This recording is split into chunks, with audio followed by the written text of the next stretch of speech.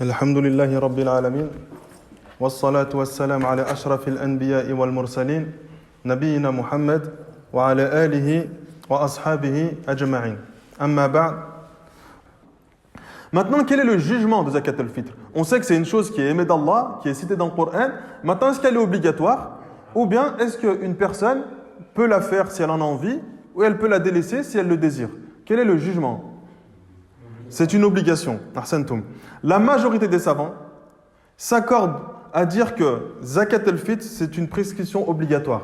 Pourquoi? Parce que le prophète sallallahu alayhi wa sallam nous dit dans le hadith, dans le hadith de Omar, où le prophète a prescrit Zakat al-Fitr, un sa' de date. Ensuite, on va voir c'est quoi la mesure et la quantité de un sa'.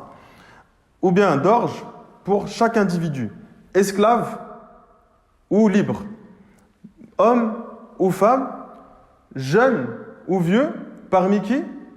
Parmi les musulmans. Donc le fait que le prophète sallallahu alayhi wa sallam nous informe qu'il a prescrit, qu'il l'a ordonné, d'accord, on comprend dans les ordres d'Allah et de son prophète que la chose devient obligatoire. Donc quand Allah ordonne une chose, ou quand le prophète alayhi salatu wa sallam ordonne quelque chose, on comprend que cet acte devient obligatoire. Pour qu'on puisse le passer à un degré inférieur qui est le fait de le rendre méritoire, c'est-à-dire que si tu le fais, c'est bien, si tu ne le fais pas, tu n'es pas blâmé, il faut qu'il y ait d'autres textes qui viennent compléter celui-ci. Si on n'a pas d'autres textes qui viennent compléter cela, alors on reste sur l'ordre de base que quand Allah il ordonne une chose, cette chose-là devient obligatoire. Donc, l'imam al-Bayhaqi, rahimahullah ta'ala, il évoque un ijma'. Il dit qu'il y a consensus des savants sur le caractère obligatoire de Zakat al-Fitr. D'accord? Donc quand les savants disent qu'il y a consensus, il peut y avoir des fois un avis qui va à l'encontre.